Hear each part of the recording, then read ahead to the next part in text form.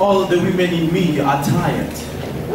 And I curse the infirmity that has bowed the backs of God's women. All you who have hidden behind marriage walls, selfie curtains and emotional clutter, show thyself. Every time you see a woman who has a natural fear in her eyes, questionable demeanor, low self-esteem or an apologetic posture, she is saying, carest thou not that I perish? There's a call out in the spirit for women who are hurting.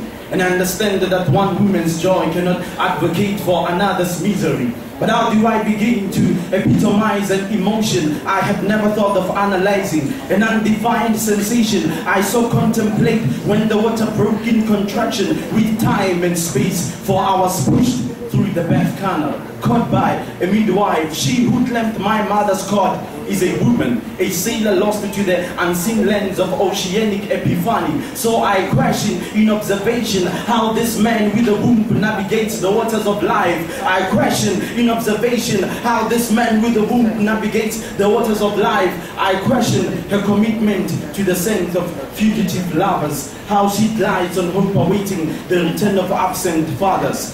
You see, she's known to cover the gaps and spaces that God has pulled out of the side of a man for genetic makeup. But her self-sacrificing can lead to self-disdain if she does not utilize some of the medicine she's healing others with. So woman, meditate and exchange monologues with your divine. For the silence at night, permit your petitions to be more audible. The sky vows to contain your liquid prayers. So collapse in nightmares that envision a nebula inhalation of stardust. Breathe in. Let your lungs levitate layers of your womb, for it speaks and sings of your ability to endure. A woman will hang on to pain so long as it doesn't finish there on the inside. She even wears it like a stiletto, walks with it in staccato rhythms, bears it like panda. Her pain screams loud enough to pierce through dimensions now. Demons are dancing to her battle cries. Yes, woman, we know that pain has made you stronger, but don't fall in love with trauma, thinking it is the way to more growth.